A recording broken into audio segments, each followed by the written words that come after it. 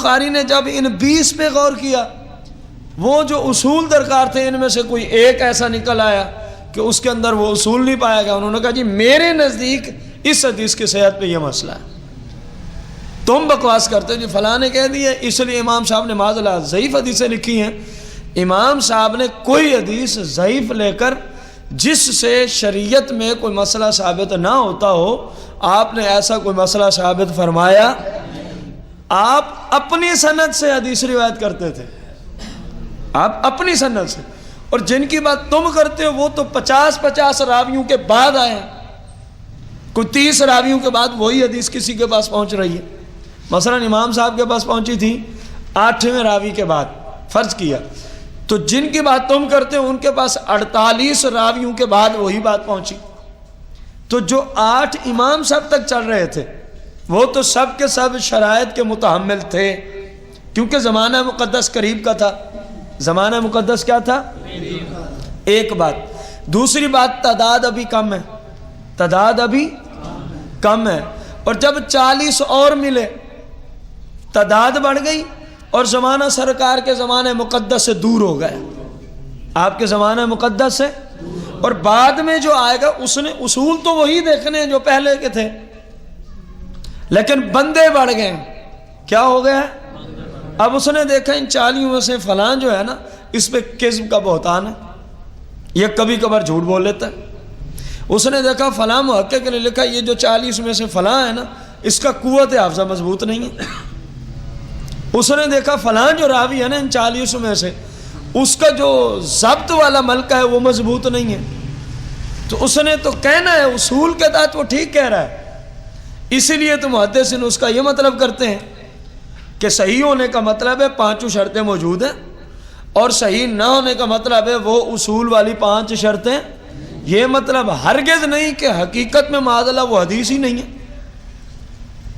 یہ اپنے راویوں کی طرح نسبت کرتے ہوئے کہہ رہا ہے کہ جن جن راویوں سے مجھے پہنچی ہے ان کی حالت یہ ہے، ان کی حالت یہ ہرگز مانا نہیں ہے کہ غیر صحیح حدیث کا مطلب وہ معاذ اللہ یہ سرکار کا فرمان ہی نہیں ہے، بلکہ کیا مطلب ہے اس میں وہ 5 شرطیں اب امام صاحب کے زمانے تک وہ پائی جاتی تھی، آپ نے فرمایا صحیح ہے، آپ نے فرمایا صحیح ہے، اور بعد میں وہ شرطیں مفقود ہو گئیں، تو محدث تو مجبور ہوتا ہے راویوں کو دیکھ کے اس نے حکم لگانا ہوتا ہے، راویوں کو دیکھ کے اس نے کیا لگانا ہوتا ہے، اور تم کیونکہ حدیث کے علم سے ہو خالی، سمجھ اور تمیز تمہیں ہے نہیں، خواہ مخوامی اتنے بڑے امام پہ تم نے کیچڑ اچھالنا شروع کر دیا۔ ہم نے پہلے بھی یہ جملہ کئی بار بولا ہے، آج پھر بول رہے ہیں، سیدنا امام اعظم ابو حنیفہ محمد نعمان بن ثابت رضی اللہ تعالیٰ عنہ نے جتنی بھی فقہ مدون فرمائی ہے، جتنا ذخیرہ بھی جمع فرمایا، کائنات کے کسی نجدی میں اگر جرت ہے قرآن و حدیث کی کوئی ایک آیت کوئی ایک حدیث لے آئے جو امام صاحب کی فقہ کے خلاف ہو، پھر ہم تمہاری بات ماننے کے لیے تیار بیٹھے ہوں۔ ایسی بات قیامت تک ان لوگوں کو مل، کیونکہ امام صاحب نے خود فرما دیا تھا کہ دیکھنا اگر کہیں کسی مسئلے میں ایسا مسئلہ آ جائے کہ ہم نے کچھ لکھوا دیا اور اس کے خلاف صحیح حدیث تمہیں مل جائے، تو امام صاحب نے اصول پہلے سے دیا ہوا ہے، فرمایا میرا مذہب پھر وہی ہے جو صحیح حدیث کے اندر ہوگا۔ تو یہ کیسے بیچارے تلاش کریں گے کوئی ایک مسئلہ؟ ہمارے امام صاحب کی اتنی احتیاط، اور آج تک کسی کو ایسا مسئلہ ملا جو قرآن و حدیث کے خلاف آپ نے کوئی ایک مسئلہ لکھوایا۔ کیسے ممکن ہے 40 50 مجتہدین کا مجمع ہو اور کئی دن بساوقت کئی مہینے ایک ہی مسئلے پہ ریسرچ ہوتی رہتی تھی کہ اس کو جانچو کہیں کوئی مسئلہ تو نہیں ہے، کہیں کسی آیت سے ٹکراتا تو نہیں ہے، کہیں کسی حدیث سے، اور پتہ ہے کون سا بندہ کہہ رہا ہے ان کو جانچ پڑتال کرو، اس بندے کی اپنی شان کتنی ہے پتہ ہے؟ ابھی میں اس طرح آنکھیں بند کر کے سوچوں نا تو میں نے سوچا تھا بسم اللہ الرحمن الرحیم کو، یہ فوراً میرے ذہن میں آئی ہے کہ نہیں آئی؟ آپ بھی سوچیں گے تو بسم اللہ فوراً آپ کے ذہن میں؟ وہ امام اعظم ابو حنیفہ جس طرح میں اور آپ تھوڑے سے لمحے کے لیے غور کریں تو بسم اللہ سامنے آ جاتی ہے. مین وان اسی طرح میرا اور اس پوری کائنات کا امام جب اتنے لمحے کے لیے غور فرماتے تھے تو رسول اللہ کی پوری شریعت کا ذخیرہ آپ کے ذہن کے سامنے آ جایا کرتا تھا. ایسے فرد کے بارے میں گستاخیاں کرتے ہو کہ وہ بھول گئے. وقت ہوا تو آخر میں اس وقت بھی اعتراض لوگوں نے کیا تھا. امام باقر کی بارگاہ میں لے گئے تھے تو امام باقر نے پھر ان کو کس طرح جھوٹا ثابت کیا تھا. وقت ہوا تو انشاءاللہ میں آخر میں عرض کروں گا. کیا لکھا ہے آپ نے حدیث صحیح کا مطلب محدثین کے نزدیک یہ ہوتا ہے کہ اس میں وہ پانچوں شرائط، اور غیر صحیح کا مطلب ہرگز یہ نہیں کہ یہ جھوٹی حدیث ہے، معاذ اللہ ثم معاذ اللہ، بلکہ ان پانچوں میں سے کوئی شرط یہاں یا پانچوں پوری نہیں ہے، کم از کم پانچوں، اس لیے وہ کہہ دیتے ہیں یہ حدیث صحیح نہیں ہے. باقی یہ مطلب ہرگز نہیں کہ یہ بات سچی ہے اور یہ جھوٹی ہے، یہ مطلب ہرگز لے سکتے، جبکہ بہت سارے لوگوں کے ذہن میں یہی بات ہوتی ہے. اس کی مین وجہ لوگ حدیث کے علم سے دور ہیں، لوگ حدیث کے علم سے دور ہیں. بات سمجھ آ گئی آپ کو؟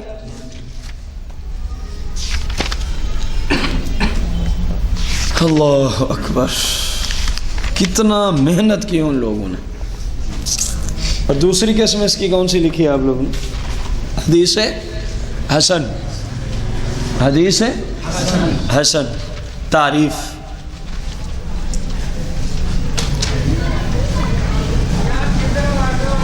لغوی معنی، حسن کا لغوی معنی خوبصورتی اور جمال، حسن بھی کر سکتے ہیں.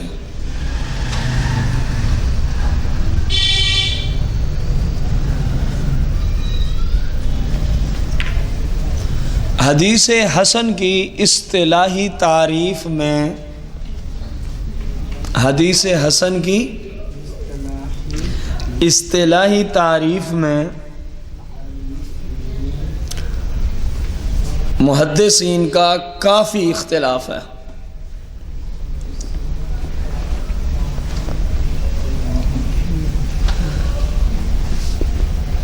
محدثین کا، ہم فقط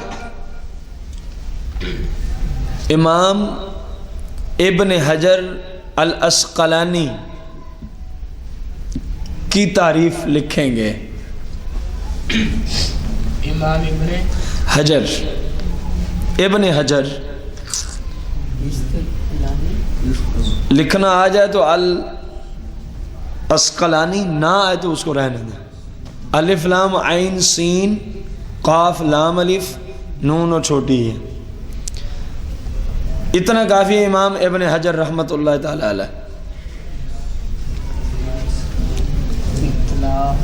وہ خبر واحد، وہ حدیث واحد، خبر حدیث ایک ہی بات ہے.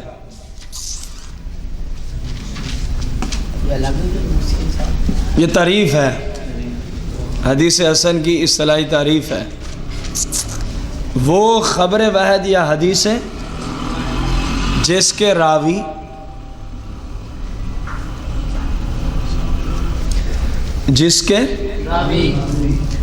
عادل اور ضابط ہوں.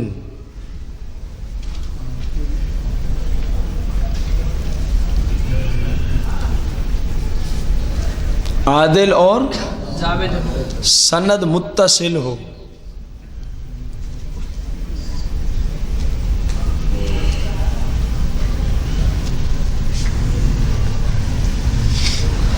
حدیث معلل، میم عین لام اور لام، میم عین لام اور لام، حدیث معلل یا شاذ بھی نہ ہو، شین الف اور زال، حدیث معلل یا شاذ بھی نہ ہو تو وہ صحیح لذات ہی کہلاتی ہے. تو وہ حدیث صحیح لذات ہی، ذات پات نہیں پوچھتے آپ کی ذات کیا ہے، آگے چھوٹی ہاں ڈال دینی، صحیح لذات ہی لام زال الف زا چھوٹی تا اور ساتھ ہی چھوٹی ہا لذات ہی بن جائے گا، کہلاتی ہے۔ اور آپ کس حدیث کی تعریف لکھ رہے ہیں؟ حدیث ہے آ رہی ہے بات۔ اور اگر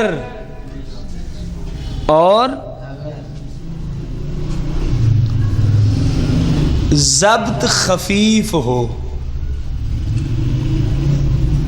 اوپر ہے نا کہ ضابط ہو، اور نیچے انہوں نے کیا جملہ دے دیا، اور اگر ضبط خفیف ہو، قوی نہ ہو، خفیف ہو، تو اسی کو حدیث حسن کہتے ہیں،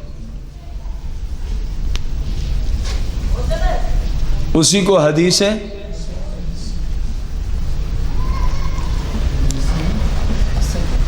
حسن۔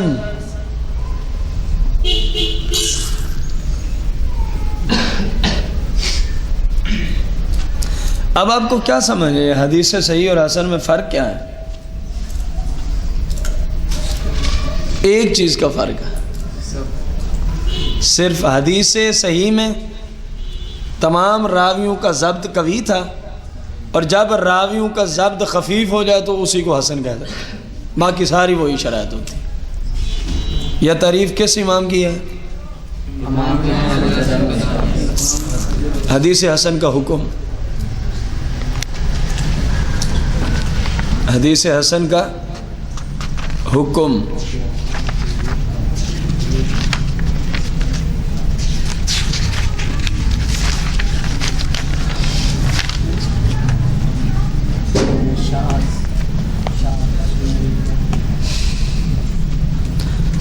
حدیث حسن،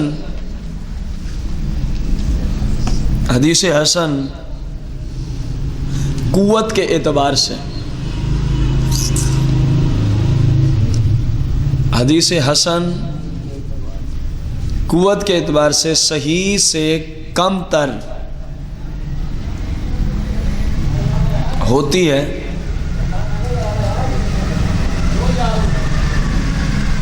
لیکن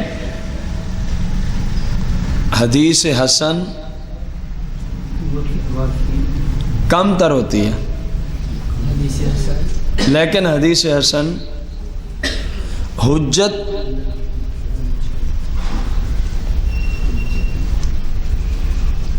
اور استدلال میں، اور اس سے دلیل پکڑنے میں، حدیث حسن قوت کے اعتبار سے صحیح سے کم تر ہوتی ہے، لیکن حجت اور استدلال میں حدیث صحیح کی مانند ہی ہوتی ہے۔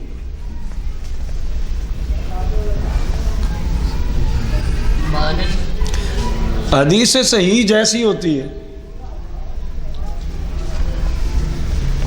حدیث صحیح جس طرح حدیث صحیح حجت ہے نا، اس سے جس طرح ہم کسی مسئلے کو ثابت کرنے کے لیے دلیل پکڑ سکتے ہیں نا، حدیث حسن سے بھی اسی طرح وہ حجت بھی ہے، اس سے دلیل بھی پکڑی جا سکتی ہے۔ حکم سمجھ میں آ گئے؟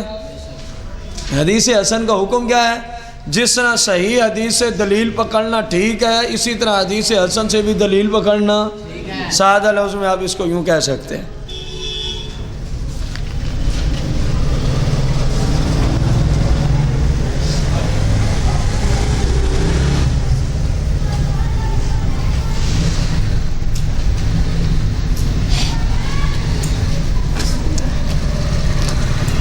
آگے لکھیں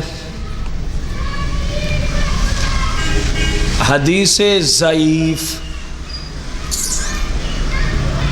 آج تک سر سنا ہے وہابیوں سے، آپ پوچھنا بھی ہے یہ حدیث ضعیف ہے، اس کو کہنا کار تعریف اس کی کیا ہے؟ حدیث ضعیف جس طرح ضعیف بمانا بوڑھا، وہی ضعیف آنا یہاں بھی، اس کے ہیڈنگ الگ ہے، وہ تو بات ادھر تک رہے گی۔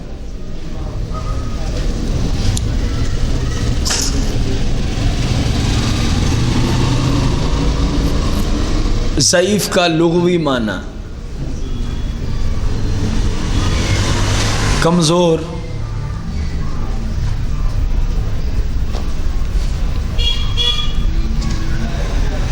لغوی معنی کمزور۔ لیکن یاد رہے، لیکن جب لفظ حدیث میں ضعیف آئے گا نا، اس وقت کمزوری کا تعلق صرف معنی سے ہوگا، کمزوری کا تعلق فقط لفظوں سے نہیں ہوگا، لفظوں سے نہیں ہوگا، کیونکہ عام حالت میں تو یہ حسی اور معنوی دونوں صورتوں کو لفظ ضعیف، لیکن جب حدیث میں لفظ ضعیف بولا جائے گا تو اس کا تعلق معنی کے ساتھ ہوگا، اس کا تعلق معنی اور مفہوم کے ساتھ ہوگا۔ حدیث ضعیف کی اصطلاحی تعریف،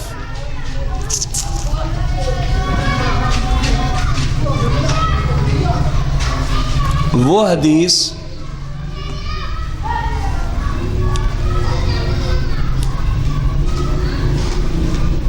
جس میں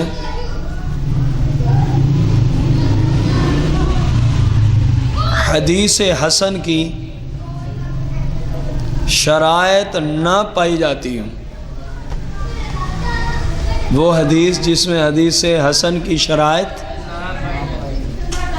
ضعیف کہلاتی ہے۔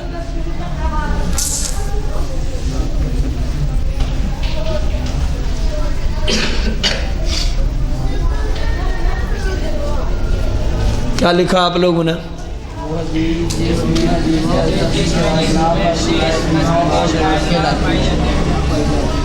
اب دیکھیں کتنا فرق آ گیا وہابیوں کے ضعیف کہنے میں اور محدثین کی اصطلاح میں۔ ان کے ضعیف کا معنی ہوتا ہے من گھڑت، جھوٹی بات، اور محدثین کیا کہہ رہے ہیں؟ بات ٹھیک